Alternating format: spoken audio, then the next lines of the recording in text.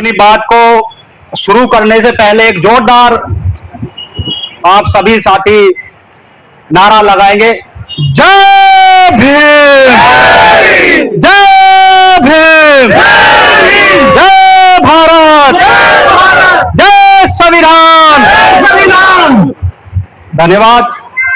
सबसे पहले मैं नमन करूंगा बहुजन समाज में जन्मे सभी संतों, गुरुओं, महापुरुषों, महान वीरांगनाओं और अमर शहीदों को, साथ ही यहां उपस्थित और 20 तारीख से लेकर के जितने भी हमारे साथियों का सहयोग रहा है और इस आंदोलन से चाहे वो किसी तरह से तन मन धन किसी तरह से सहयोग रहा, उन सभी का बहुत धन्यवाद। और साथ ही मैं देख रहा हूं इस जिले की क्या हालत इन 6 महीनों के अंदर हो रही है। हमने 8 तारीख के बाद यह मोर्चा खोला है, तो क्या उससे पहले यहां शोषण नहीं हो रहा था? आपको याद है कपसाड़ कांड, चर्चित कांड, आपको याद है चिरौनी कांड, और ऐसे तमाम कितने मामले जो चर्चित रहे हैं।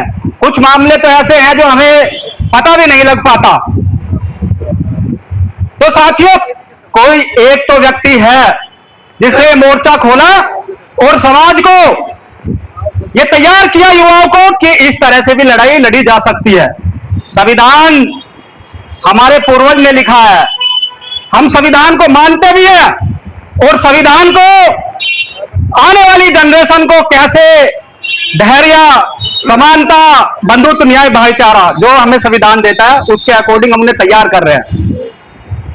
वरना आजादी के बाद आबादी तो साहब हमारी इतनी है, अगर हम संविधान को एक तरफ रख दे, क्योंकि आपको याद होगा वो भीमा कोरेगांव, और मैं तो इस आकलन को भी उसी से ही अपने अंदर अध्ययन कर रहा था कि साहब संविधान को हम कितना मानते हैं। हमारे 8 आंदोलनकारियों को जब गिरफ्तार इन्होंने किया, उसमें बहुत सारे साथियों के लाठी डंडे, और परिवार यहां बैठा है, परिवार के ऊपर बर्बरता, हमारी बहनों के ऊपर लाठी डंडे वहां पर बरसाए जा रहे थे।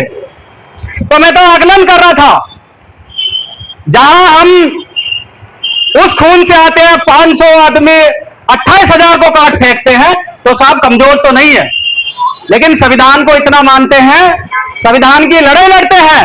जब रवि भाई के ऊपर वे थप्पड़ लग रहे तो रवि भाई के ऊपर वे थप्पड़ नहीं थे। मैं तो खुद उस वीडियो को देखकर हैरान था। अब सोचो, ऐसे अधिकारी उसके बाद भी निरंतर यह टिके रहे और बर्खास्त का कोई नाम नहीं था। और कोई एक ऐसा व्यक्ति जो ये कह सकता कि यहां जिसके अंदर में पूरा प्रशासनिक सिस्टम है कि अगर वो भी गलत करेगा तो संविधान हमें आजादी देता है, हम उसके सामने मोर्चा खोल के बैठेंगे, और तमाम आप देखते ही उसका नतीजा है। साथियों, केवल लड़ाई यहीं खत्म नहीं हो जाती। अभी 30 तारीख को इस मंच से आह्वान हुआ कि समस्त समाज के लोग यहां इकट्ठा हो, ताकि हमारी जो जायज मांगे हैं उसको यहां शासन प्रशासन सुने। आज कानून व्यवस्था प्रणाली क्या है? हमारे पिछड़े भाई पर अत्याचार होता है, पिछड़ा आयोग कहां है? एक दलित पे एट्रोसिटी होती है तो SC ST आयोग कहां है? क्यों गूंगे बहरे बैठे हैं ये? मुझे तो इनका कोई स्टेटमेंट नहीं सुनाई दिया, क्योंकि वहां भी जातिवादी कीड़े भरे हुए हैं, और ये हमको समझना पड़ेगा, क्योंकि सिस्टम में मुश्किल से कुछ लोग हमारे मिलते हैं, लेकिन वहां भी वे दबके, वे शोषण का शिकार है। बहुत सारे लोगों से तो हम मुलाकात करते हैं, तो जितना धैर्यपूर्ण, ये शांतिपूर्ण तरीके से इस प्रोटेस्ट को भाई रवि गौतम जी के नेतृत्व में ये चल रहा है, इसकी वास्तव में केवल मेरठ जिले, गाजियाबाद जिले में नहीं है, इसकी प्रदेश भर, देश भर में इस मंच को सुना जा रहा है और दूर दूर तक इस मंच की आवाज जारी है। और ऐसा नहीं है, अगर हम संवैधानिक लोग हैं, संविधान को मानते हैं, बर्बरता चाहे कैसी हो, 8 तारीख के बाद भी भाई रवि गौतम ने सही कहा, जनरल डायर का नाम दिया। जाता जाता एक व्यक्ति हमारे और 2 भाइयों को बड़ी बुरी बेरहमी से पीट कर गया, तो आप उसको आखिर कहोगे क्या? तो साथियों, लड़ाई समाज की है, आपको इकट्ठा होकर लड़ना है।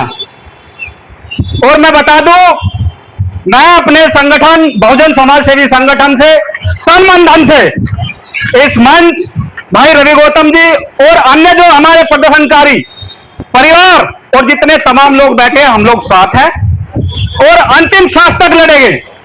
जब तक जिस तरह से इस मंच की आवाज हमें मिलती रहेगी, हम उस पर खरा उतरने का काम करेंगे।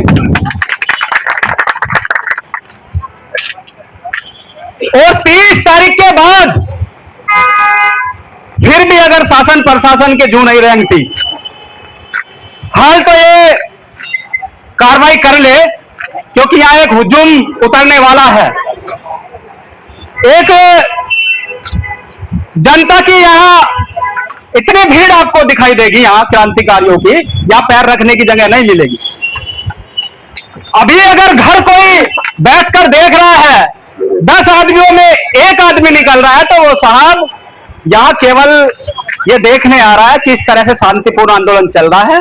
हम तो प्रशासन को इतना मानते हैं, जब 20 तारीख को ये प्रोटेस्ट चला तो रवि भाई अकेले बैठे, फिर 1-1, 2-2 दिन बाद कुछ आदमी शांतिपूर्ण तरीके से यहां जुड़े, बल्कि हम कहते हैं शांतिपूर्ण तरीके से मिल रहे और जा रहे हैं। वरना समाज में इतना आक्रोश है, जितना यहां इस जातिवादी कीड़े शासन में भरे हो चाहे प्रशासन में भरे हो, जैसी इनकी मानसिकता है, तो साहब जब डीएम साहब गेट बंद कर लेंगे, प्रशासन पीछे से लाठी डंडे बजाएगा, तो फिर वो दिन दूर नहीं। वो दिन कैसे दूर होगा भाई? समाज के ये युवाओं का क्या खून नहीं खोलेगा? बहनों की इनकी इज्जत लुटेगी तो क्या तलवारें हाथ में नहीं आएगी फिर? तो मैं तो कहता हूं, संवैधानिक लोग हैं, हिंसा का प्रयोग तो नहीं करते, क्योंकि बाबा साहब अम्बेडकर हमें अहिंसा का रास्ता दिखा के गए हैं। तथागत बुद्ध को मानने वाले लोग हैं, अहिंसा के रास्ते पर विश्वास करते हैं, लेकिन हम कमजोर नहीं हैं। मैंने पहले भी जिक्र किया, जब 500 आदमी 28,000 को काट सकते हैं, तो सोचो हमारे खून में क्या गर्मी रही होगी। यहाँ की सरकारें बहुत अपने आप को बाहुबली मानती है, सरकारें 5 साल की होती है, अलगती पलटती रहती है।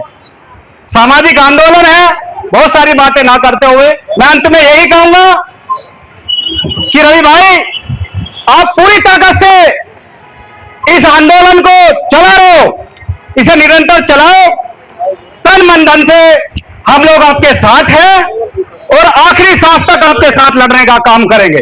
बहुत बहुत धन्यवाद। जय हिंद, जय भारत।